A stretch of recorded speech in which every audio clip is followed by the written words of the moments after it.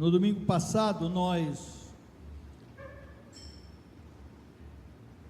começamos a exposição dessa carta, tendo o desafio de olhar para a frente, para o pós 35 anos de Peniel.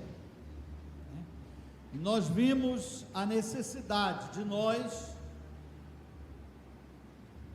discernirmos o tempo e o modo de como devemos agir nesse tempo. Uma vez que a realidade do pecado é a mesma, ela se manifesta com uma roupagem, em alguns aspectos, diferentes. E nós precisamos aprender a discernir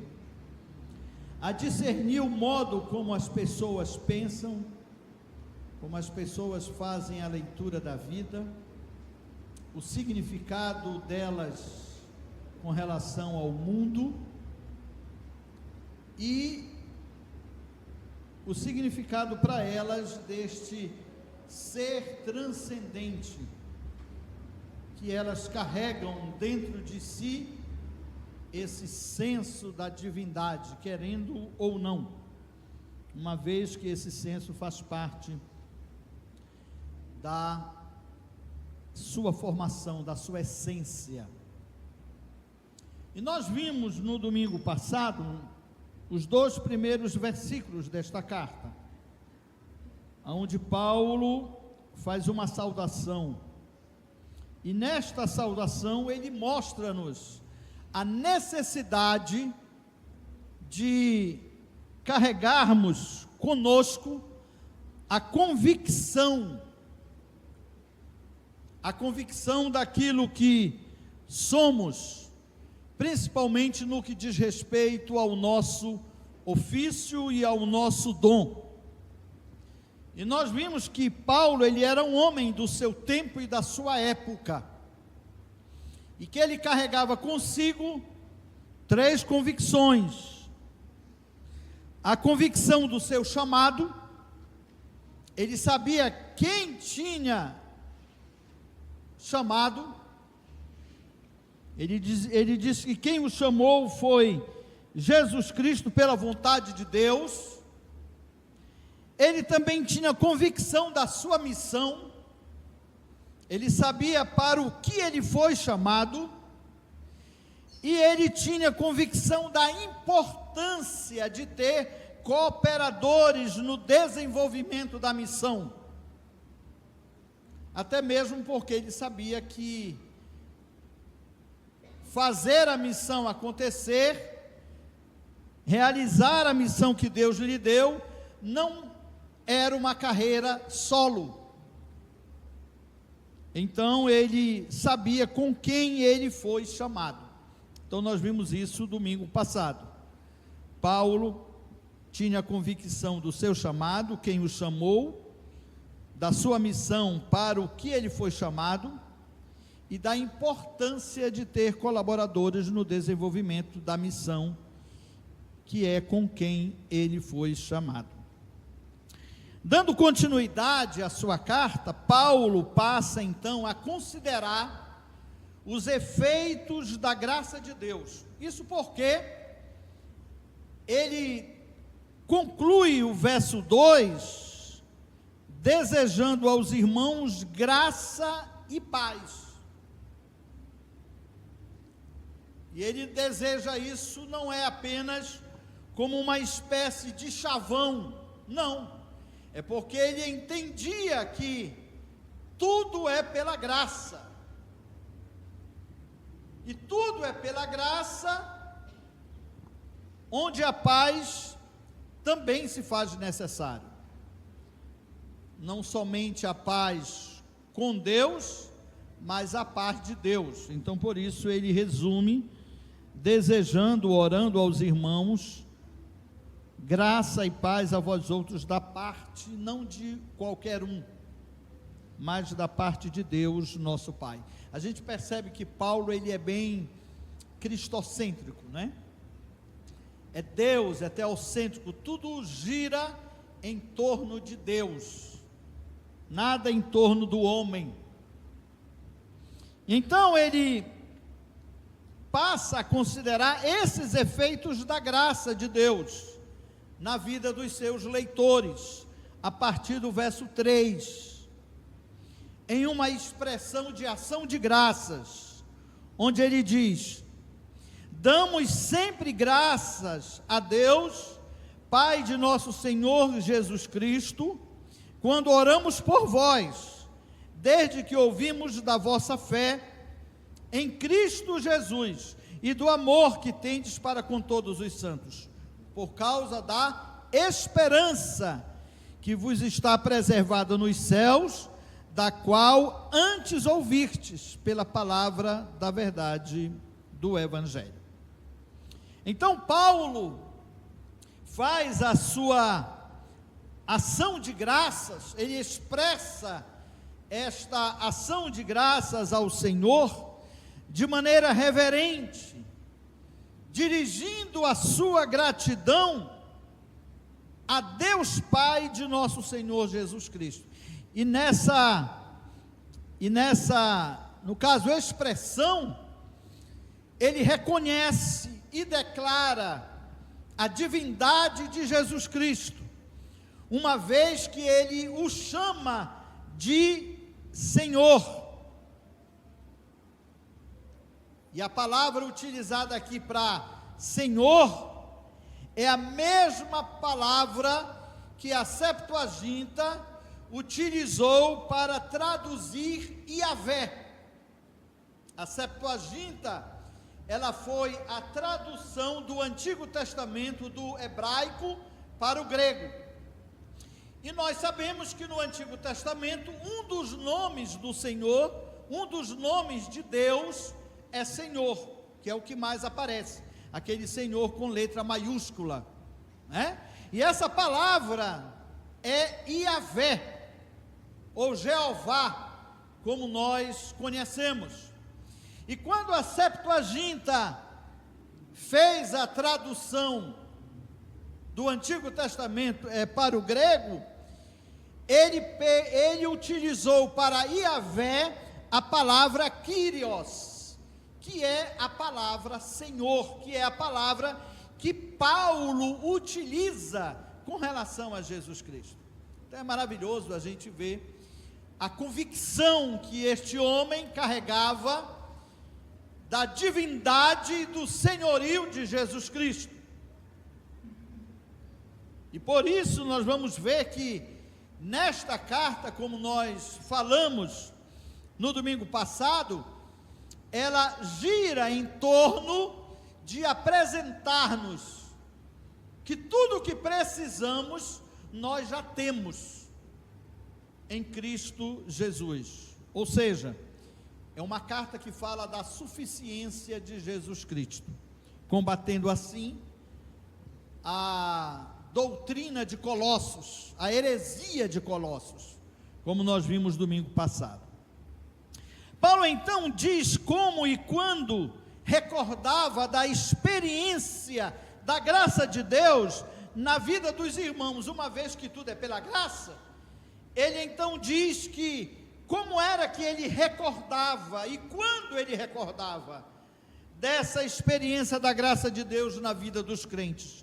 Quando oramos por vós. Que coisa bonita, irmãos, a gente encontra aqui, onde a gente percebe que a mentalidade de gratidão que Paulo carrega consigo, né? Ele carrega uma mentalidade de gratidão. Obrigado, Senhor Deus, pela vida dos irmãos.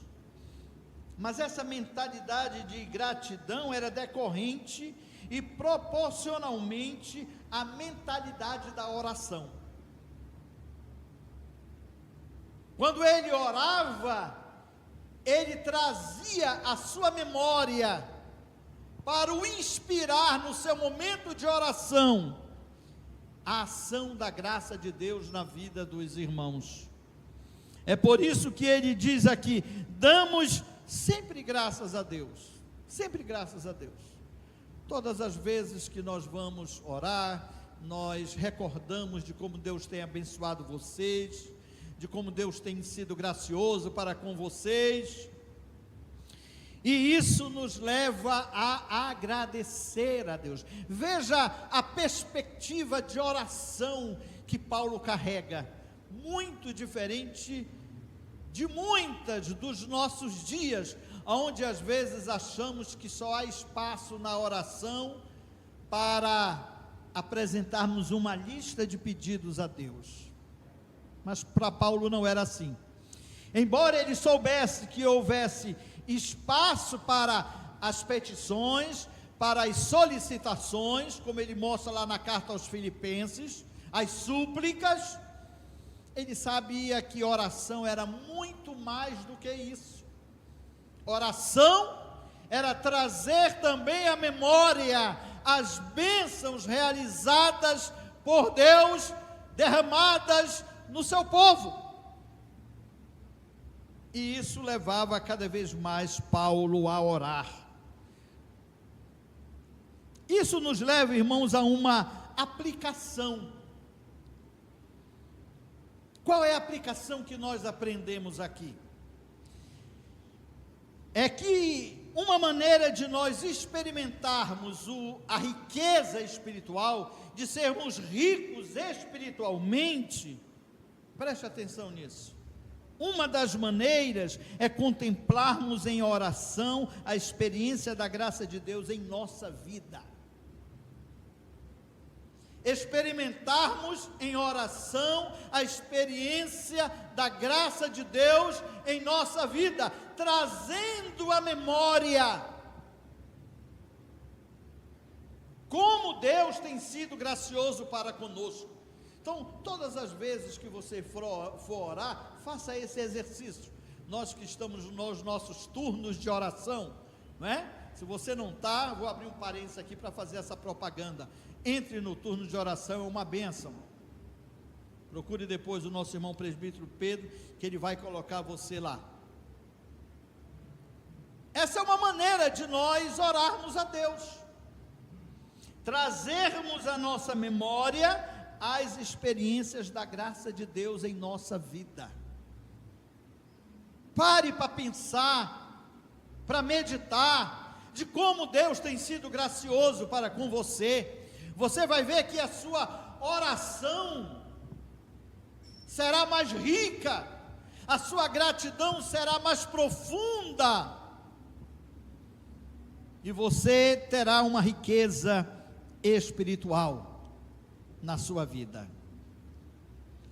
Mas 3 importantes efeitos da graça de Deus, Paulo destaca aqui, os quais nós devemos vê-los como virtudes essenciais da vida cristã, e é sobre isso que eu quero falar esta noite. Virtudes, algumas virtudes essenciais da vida cristã. E o que é essencial? É aquilo que não pode faltar, né?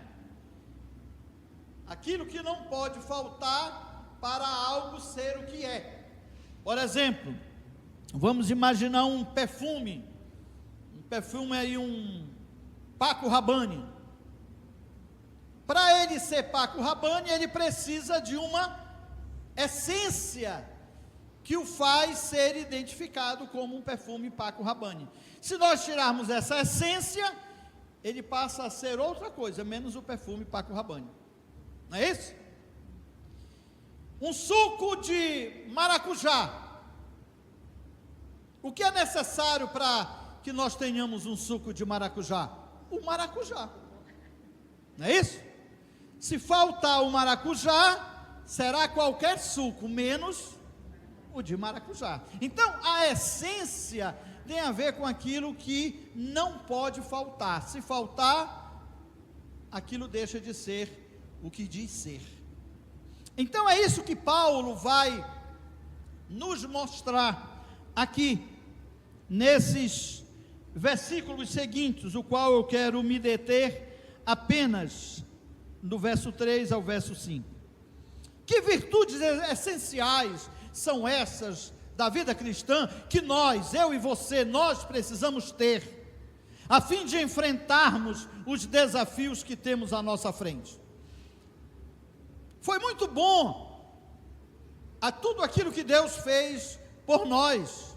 Nós aqui no domingo retrasado celebramos, nos alegramos, recordamos, mas nós vimos que a gente não pode ficar amarrado num saudosismo, né, lá do passado. A gente precisa aprender a discernir o presente e ver como é que Deus quer que nós trabalhemos. A primeira virtude que a gente observa, bem claro aqui, se você ler esse texto, você vai observar claramente as 3 virtudes. A primeira delas é a fé em Cristo Jesus. Paulo diz no verso 3, damos sempre graças a Deus. Verso 4, desde que ouvimos da vossa fé em Cristo Jesus.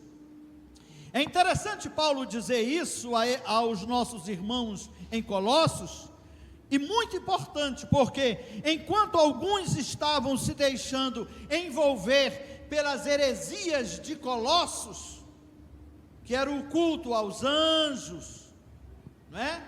Que era o próprio gnosticismo, o dualismo, os rituais judaicos, enquanto muitos estavam se deixando envolver com estas coisas, achando que por intermédio delas eles alcançariam a perfeição e a salvação, a igreja, em sua grande maioria, permanecia firme na fé em Cristo. Essa era a situação da igreja, e isso é motivo de dar graças a Deus, uma vez que ela era composta de fiéis irmãos em Cristo, como diz aqui o verso 2, quando Paulo está enviando a sua saudação, aos fiéis irmãos em Cristo. A igreja de Colossos, ela possuía 2 cidadanias. Uma cidadania, ela estava localizada em 2 lugares, assim como nós também devemos ter esta convicção. Ela sabia que ela estava localizada em Colossos, mas embora localizada em Colossos, vivendo em Colossos, ela foi separada por Deus para viver em Colossos. E a outra cidadania era a cidadania celestial, a cidadania cristã, porque ela também estava em Cristo, ela estava localizada em Cristo, ela estava localizada em Colossos e ela estava localizada em Cristo. Nós precisamos carregar essa mesma convicção, de onde estamos localizados. Você está localizado em Macapá, mas está localizado em Cristo. Isso faz toda a diferença. Por quê? Porque quando eu entendo isso, eu entendo o desafio de que eu preciso ler Macapá com a mentalidade de Cristo, que é o que nós vamos ver aqui. As pessoas que colocavam sua fé em Cristo, ao ponto de serem identificadas com Ele e de estarem localizadas nele. Então, veja só, fé em Cristo tem uma relação direta, irmãos, com eu ser identificado com Jesus Cristo. E é isso que nós precisamos considerar, não perder de vista para os anos que temos pela frente, independentemente de quem venha pastorear, de quem seja o conselho, de quem seja os diáconos, a igreja Peniel, ela precisa carregar esta convicção, de que ela foi chamada para ser identificada com Cristo, parecida com Cristo, independente das circunstâncias. Paulo carregava essa convicção com ele. Ele estava preso, mas ele sabia que ele fora chamado para ser parecido com Cristo. E quando ele entendia isso, todas as ocasiões ele via como uma porta aberta, como uma oportunidade para ele resplandecer como uma pessoa parecida com Cristo, para resplandecer Cristo através da sua vida. Fé aqui, ela se refere a duas coisas básicas, eu quero que você preste atenção nisso aí.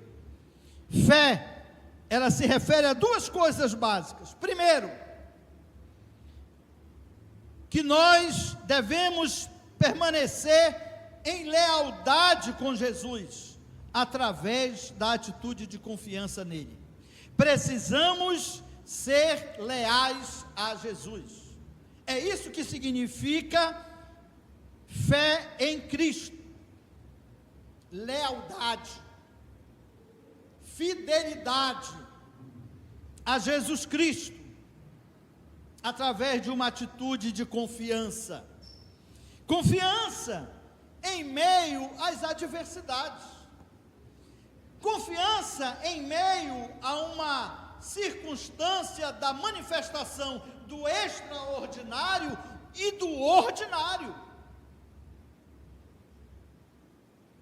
Em qualquer que sejam as circunstâncias, nós fomos chamados para apresentarmos uma lealdade a Jesus, depositando nele a nossa confiança. É dizer como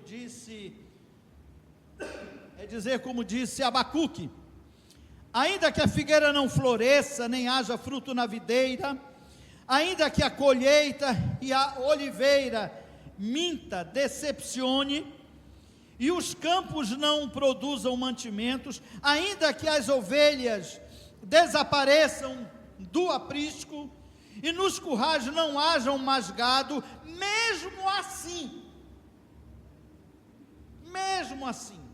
eu me alegro no Senhor, e exulto Deus na minha salvação. Mesmo assim, o Senhor Deus é a minha fortaleza. Mesmo assim, independente das circunstâncias, a minha confiança está nele. E esse é o nosso desafio para os anos que temos pela frente, até o dia em que Deus aqui nos deixar viver. É nós termos Deus como nossa fortaleza, o nosso refúgio, o nosso socorro bem presente na hora das nossas tribulações, e saber que Ele dá aos nossos pés a ligeireza da corça, e nos faz andar nas alturas. É confiança na sua fidelidade, na fidelidade de Deus. E preste atenção, Deus não é fiel a mim e a você, Ele é fiel à sua palavra. Porque se Ele fosse fiel a mim e a você, tudo o que nós quiséssemos, Ele nos daria, e graças a Deus que não é assim. Ele é fiel a si mesmo, Ele não pode negar-se a si mesmo, Ele é fiel ao seu próprio ser. Ele é fiel a mim e a você, naquilo que Ele é fiel à sua palavra, naquilo que Ele nos prometeu. Ele é fiel a mim e a você nesse sentido. Naquilo que Ele nos prometeu, Ele certamente haverá de cumprir. Deus é fiel a si mesmo. Veja o que nos diz a carta aos Hebreus, tão conhecido esse versículo, né? A fé é a certeza das coisas que esperam. É interessante que uma outra tradução, a NVT, ela diz assim, que ele mostra a realidade daquilo que esperamos. A fé é a certeza das coisas que se esperam. É como que as coisas que esperamos, elas são consideradas reais. Por quê? Porque Ele é fiel. Por exemplo, se Ele prometeu que vai voltar, Ele vai voltar. Se Ele prometeu que vai estar conosco todos os dias da nossa, Ele vai estar todos os dias da nossa vida. Se Ele prometeu que nada vai nos separar do seu amor, nada vai nos separar do seu amor, e ponto final. Ainda que venha um turbilhão de tribulações, ainda que venham sofrimentos, ainda que eu seja abandonado, mas Ele é fiel, Ele não me abandona. Não é isso que Ele diz no Antigo Testamento? Ainda que a mãe viesse a esquecer, eu não vou esquecer de você. Sabe por quê? Porque você foi comprado por sangue de um justo, e a dívida foi paga, completamente paga, fazendo de nós sermos filhos de Deus, povo de Deus, amigos de Deus, como nós cantamos, e servos do Senhor. Mas essa fé, como nós vimos aqui, ela significa lealdade a Jesus, mas ela também significa a realização de obras fiéis, como uma expressão da nossa lealdade a Jesus. Então veja, a fé, ela está associada à minha confiança a Jesus, sabendo que Ele é fiel em toda e qualquer circunstância, como também a fé está associada a obras decorrentes da fé em Cristo. E aí eu quero chamar você para o paralelo que nós encontramos lá em Tessalonicenses, capítulo, é só você virar algumas páginas aí, você vai chegar lá em Tessalonicenses. Lá em Tessalonicenses nós encontramos uma saudação bem parecida com essa que Paulo faz aos Colossenses. Lá no capítulo 1, no verso 2, ele diz assim: graça e paz a vós outros da parte de Deus, Pai de nosso Senhor Jesus Cristo. Irmãos, cumpre-nos dar sempre graças a Deus no tocante a vós outros, como é justo, pois a vossa fé cresce sobremaneira, o vosso amor mútuo de uns para com os outros vai aumentando, a tal ponto que nós mesmos nos gloriamos, e vós na igreja de Deus. Então é Paulo, estou em segundo, né? É na primeira carta, ele faz vejam como ele repete a saudação até na segunda carta, né?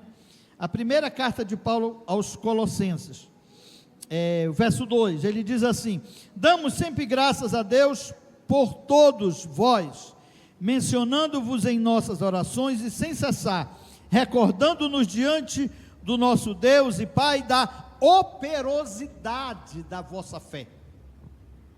Olha essa qualidade da fé aí, operosidade da vossa fé.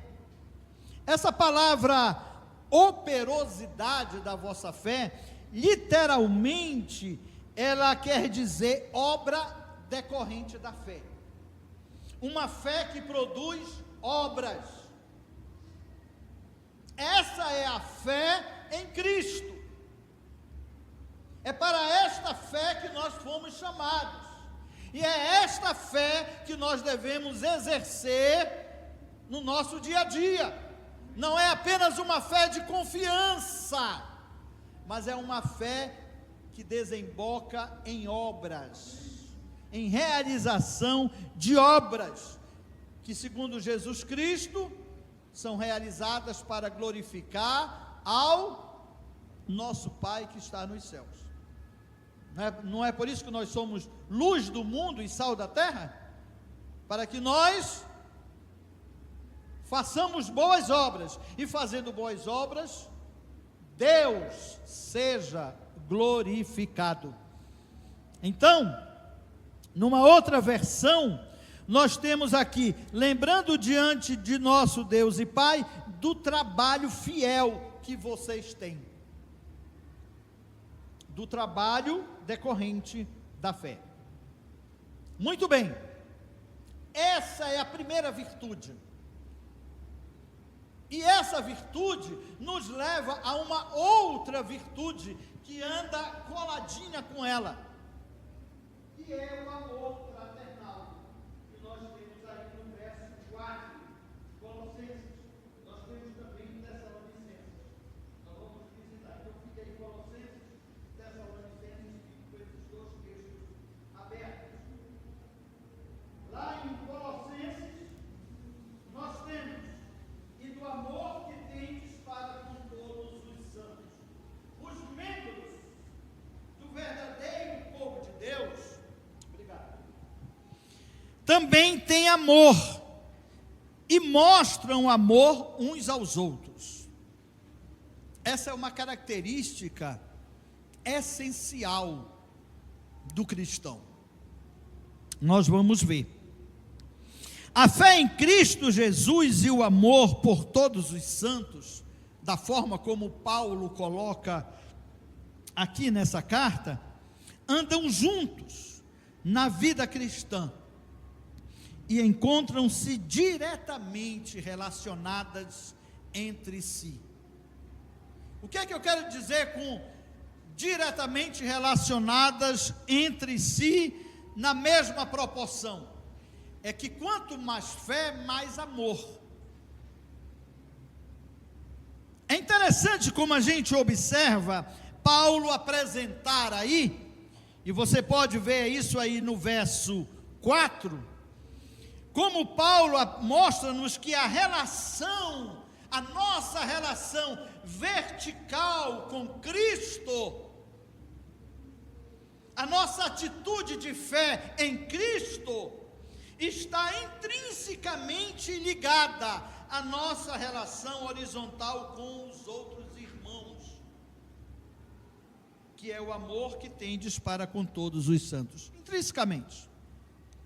Não há, e João lá na frente ele vai nos dizer isso, né? Se você diz que ama a Deus e não ama aquele que você vê, você é um mentiroso, você não ama a Deus. Porque as duas coisas estão profundamente relacionadas. E um dos problemas da igreja, de um modo geral, em um setor da igreja, desse movimento evangélico, é que eles às vezes se importam muito com a fé, com a doutrina, com o ensinamento, que não deve ser esquecido, correto. Mas o problema não é ter a boa doutrina, o problema é não ver essa boa doutrina ser transformada em amor, de tal modo que o meu irmão, com o qual eu convivo, na minha comunidade, na minha igreja, ele é socorrido. Ele é socorrido em todos os setores da sua vida, em todas as faculdades do seu ser, psicologicamente, emocionalmente, fisicamente, espiritualmente, de maneira corretiva. Quando precisa ser confrontado, ele é confrontado. Quando precisa ser elogiado, ele é elogiado. Quando é preciso ser exortado, ele é exortado. Admoestado, ele é admoestado. De tal maneira que a comunidade, ela tem um cuidado com os seus. Isso por quê?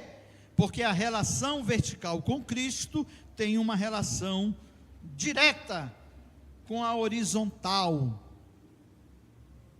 que é a nossa relação com os nossos irmãos, com o nosso próximo.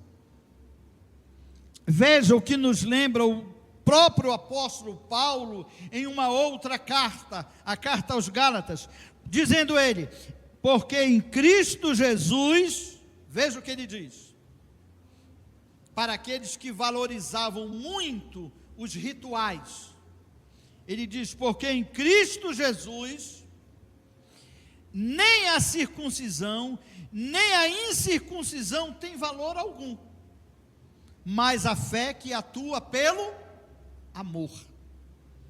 Então, se a nossa fé não desembocar no amor, a nossa espiritualidade é doentia, é frágil, é problemática.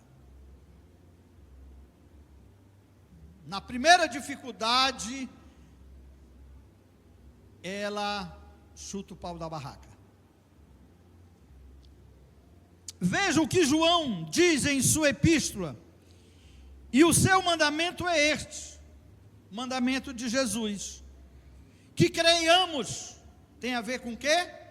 Com a fé, né? Que creiamos no nome de seu Filho, Jesus Cristo, e nos amemos uns aos outros, segundo o mandamento que nos ordenou. Nisso aí se está a vida cristã. A vida cristã sem esses elementos, ela pode ser a qualquer coisa, menos cristã. Ela pode ter o verniz do cristianismo, o verniz da piedade, mas não é. Sem o adorno do amor, nada, absolutamente nada tem valor. Hernando Dias Lopes diz algo interessante: a fé sem amor é ortodoxia morta. O que é ortodoxia morta? Você tem todas as doutrinas bem arrumadas e definidas, mas se você não tem amor, aquilo não faz sentido. Aquilo ali engessou a sua consciência. Então ele diz: a fé sem amor é ortodoxia morta. Mas ele continua: o amor sem fé é sentimentalismo piegas, é sentimentalismo romântico, é romantismo. Por isso nós precisamos ter cuidado com esses dois aspectos da vida cristã. Fazendo paralelo lá com 1 aos Tessalonicenses, e aí você vai voltar de novo a página aí, essa carta que está bem próxima, né? Aqui eu abri agora correto, 1 Tessalonicenses.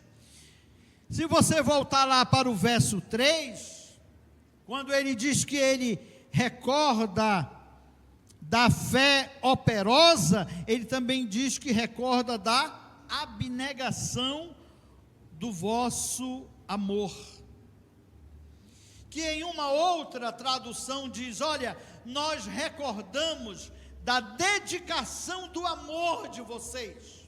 E é interessante porque no português não dá para a gente ver a intensidade do pensamento de Paulo, porque dedicação do amor, a ideia aqui é um árduo labor, é um trabalho penoso, é um duro empenho do amor, é um amor que se empenhou duramente em abençoar o próximo, em fazer do próximo alvo da sua bênção. Essa é a ideia. E isso aqui está diretamente relacionado e exemplificado por aquele que foi a maior expressão do amor. Quem? Jesus Cristo, que nos amou de maneira sacrificial, através de um trabalho penoso. O amor que Cristo teve por nós teve um custo, teve um empenho penoso. É isso que nós observamos lá em Isaías, capítulo 53, verso 11, quando o profeta Isaías, falando a respeito de Jesus, ele diz: ele verá o fruto do penoso trabalho de sua alma. Então Jesus, ele é o maior exemplo de amor que Ele nos chama para ser. Ele amou com a alma.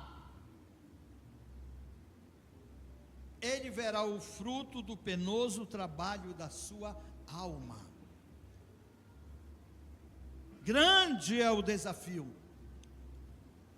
Mas isso é tão importante, irmãos, isso é tão importante, que esse é o padrão de amor que Deus requer de nós. Nesses dias que se fala tanto de amor, né? Em nome do amor, muitas inverdades têm sido absorvidas. Em nome do amor, que muito tem sido falado aí, muitas imoralidades têm sido absorvidas. Mas o amor de Jesus, o amor que Ele nos fala, é um amor totalmente diferente. Não é este amor que nós encontramos sendo defendido por aqueles que não amam a verdade, não amam a justiça. É o amor que está encarnado no próprio Senhor Jesus Cristo.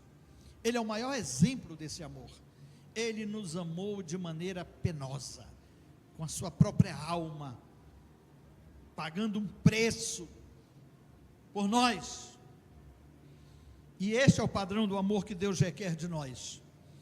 Veja o que Ele nos diz lá em João capítulo 13, verso 34. Eu lhes dou um novo mandamento. Que mandamento é este? Que vos amem uns aos outros, assim como eu os amei. Olha lá. Eu quero que vocês amem, não é segundo um padrão qualquer, é como eu amei vocês. E como foi que Ele nos amou? Penosamente. Ele nos amou com a sua alma. Ele nos amou oferecendo-se como sacrifício por nós. É assim que Ele quer que nós amemos. Não é amar por mérito. Amar por mérito é fácil, né? Amar aquele com quem eu me dou bem é fácil demais. Mas é amar como Estevão amou, a tal ponto que aqueles a que estavam lançando pedras sobre ele para lhe matar, o seu amor era tanto por essas pessoas que ele disse: Pai, perdoa-lhes, Senhor Deus, não lhes imputes este pecado.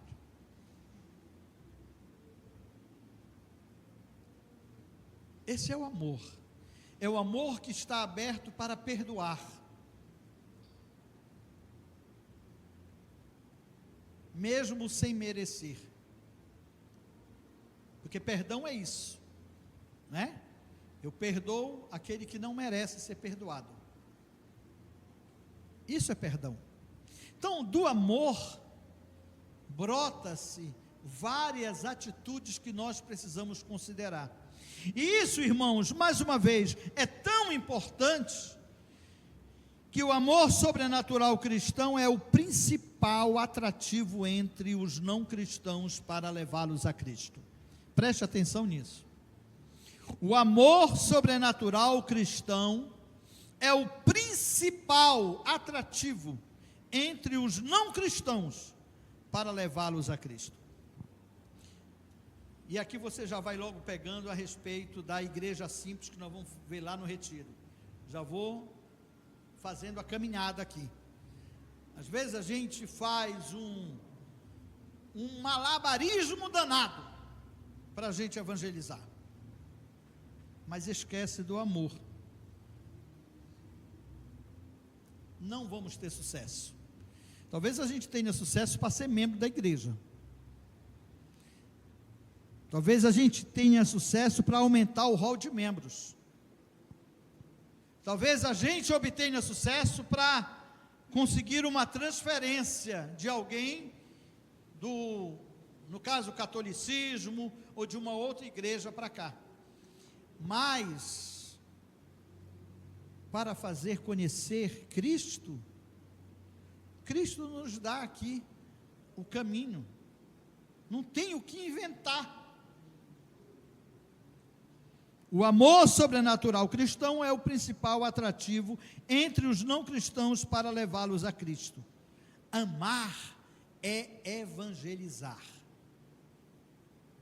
Querer evangelizar sem o amor é perda de tempo. Quem disse isso é Jesus Cristo. Veja só, no mesmo texto de João 13, que nós lemos verso 34, no verso 35 ele diz: nisto, no amar como eu vos amei, todos conhecerão que vocês são meus discípulos, se tiverem amor uns para com os outros. E às vezes a gente faz um malabarismo danado para a gente se identificar de si como discípulos de Cristo, né? Mas basta nós aprendermos a amar como Cristo amou. Esse é o desafio. Amar de maneira que a nossa alma esteja envolvida. Isso nos leva, irmãos, a uma aplicação. O amor cristão, e nós precisamos entender isso para os anos que temos pela frente, o amor cristão faz acontecer, levando-nos a trabalhar arduamente para sermos bênção àqueles que encontramos no caminho, trazendo alívio aos cansados e sobrecarregados, através das nossas ações e da nossa disposição de coração, rogando em nome de Jesus, para que se reconcilie com Deus por intermédio unicamente de Jesus Cristo.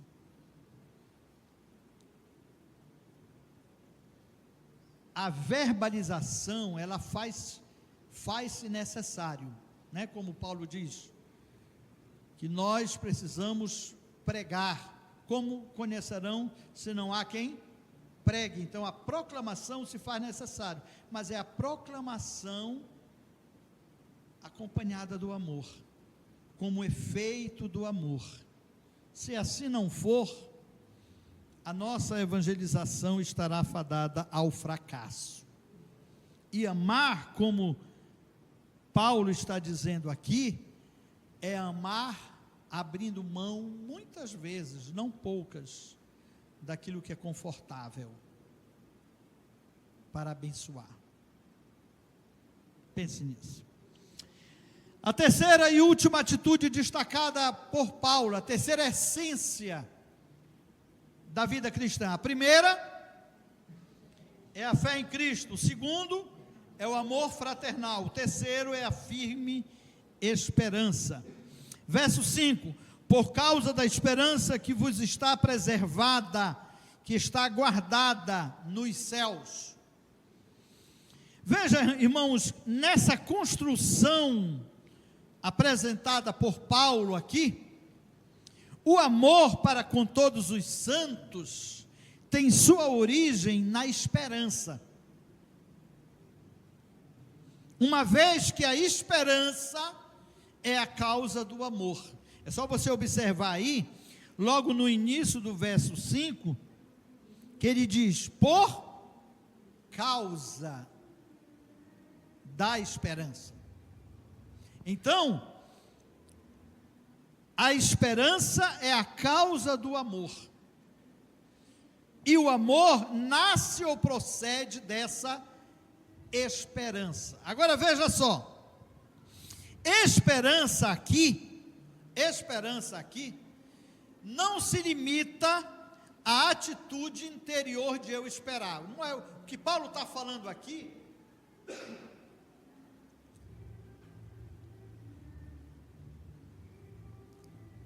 O que Paulo está falando aqui não é da esperança como ato de alguém que espera, como ato de eu esperar. Eu tenho esperança porque eu espero. Embora isso seja também importante na vida cristã, né? Mas a esperança que ele está falando aqui é como um objeto daquilo que eu espero. É como Paulo está falando assim: a esperança que eu espero. É essa esperança que Paulo diz que é a causa do amor. E que esperança é essa? Que objeto é este que Paulo está falando e chamando de esperança? Colossenses 3:1 nos ajuda a interpretar. E Romanos 8:24. Mas vamos deixar aqui em Colossenses, visto que nós já estamos em Colossenses, vamos ficar em Colossenses aí. O que é que diz Colossenses capítulo 3, verso 1? Portanto, se fortes ressuscitados juntamente com Cristo, buscai as coisas lá do alto, onde Cristo vive, assentado à direita de Deus. Então, a firme esperança que Paulo está se referindo aqui, esta esperança não é o ato de eu esperar, embora isso seja importante, tá? Presta atenção no que eu estou dizendo, eu espero que vocês me entendam isso aí, tá? Embora seja importante eu esperar, mas não é isso que Paulo está dizendo aqui. Essa esperança que Paulo está se referindo aqui, é o objeto da minha esperança, é aquilo que eu espero. E o que é que eu espero? As coisas lá do alto, onde Cristo vive assentado à direita de Deus. Então, o que é que Paulo está dizendo? Eu dou graças a Deus, porque vocês estão firmes, esperando as coisas lá do alto, onde Cristo vive assentado à direita de Deus. Porque vocês estão focados nessas coisas. E esse é um problema. Esse não, a ausência dessa firme esperança é um dos problemas do nosso tempo, porque muitos estão focados nas coisas aqui da terra, muitos estão focados no materialismo, outros estão focados no consumismo, muitos outros estão focados apenas no seu emprego, outros estão tão somente focados nos seus patrimônios, outros nas suas riquezas, e assim por diante. E Paulo está dizendo, olha, eu dou graças a Deus, que vocês estão focados nas coisas do alto, que nas palavras de Jesus são chamadas de tesouros, que a traça e a ferrugem não corroem, e nem os ladrões roubam, porque estão guardados, não é isso que ele diz? Preservados nos céus, estão guardados por Deus para vocês. Embora vocês vivam em Colossos, embora vocês trabalhem, embora vocês tenham a casa de vocês, a família de vocês, e nada está errado nisso, mas o foco de vocês não está nessas coisas. O foco de vocês não está nem na vida de vocês. Vocês estão dispostos a perdê-la por causa de Cristo. Por quê? Porque a esperança de vocês não está aqui, a esperança de vocês está lá. E eu dou graças a Deus, Paulo está dizendo, porque vocês estão focados nas coisas do alto. Na sua vinda final, Cristo será revelado, e quando isso acontecer, os crentes também serão revelados com Ele em glória.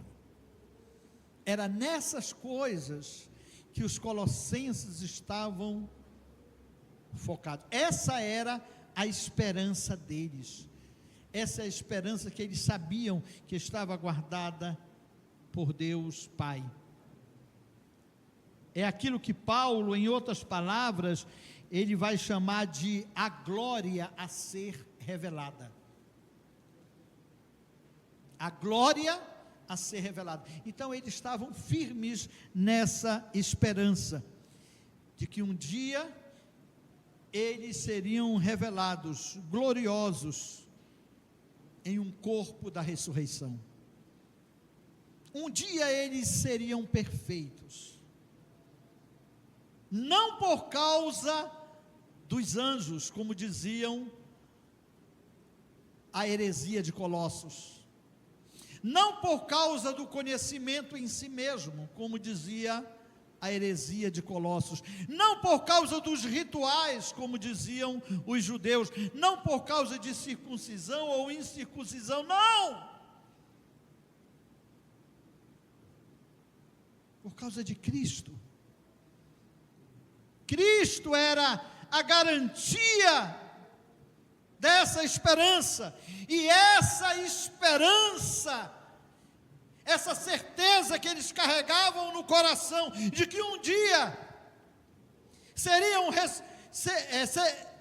ressuscitados em Cristo Jesus, terão o corpo glorioso como o corpo de Jesus Cristo, cearão eternamente com o Cordeiro. Essa certeza que eles carregavam no coração fazia com que eles amassem mais e mais, eles dessem tudo de si para ser uma bênção àqueles que eles encontravam no caminho. E por isso Paulo diz: graças a Deus, graças a Deus, graças a Deus, porque vocês possuem uma fé que desemboca no amor, um amor que é inspirado por essa esperança. A esperança inspirava eles a amar cada vez mais a Deus e ao próximo. Irmãos, esse é o nosso desafio. É uma carta belíssima. Uma carta belíssima, a carta de Paulo aos Colossenses. É uma riqueza imensurável. Meditando nessa carta, confesso a vocês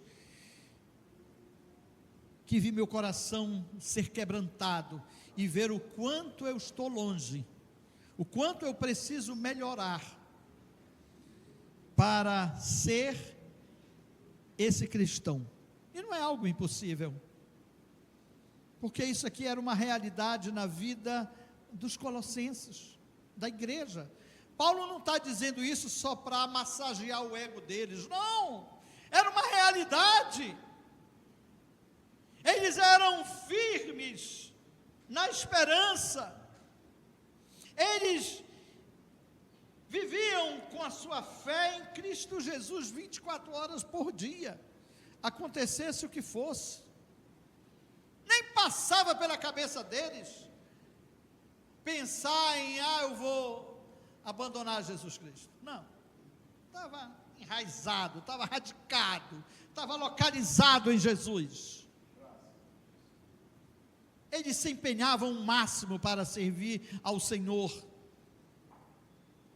para servir a igreja, para servir aqueles que eles encontravam no caminho.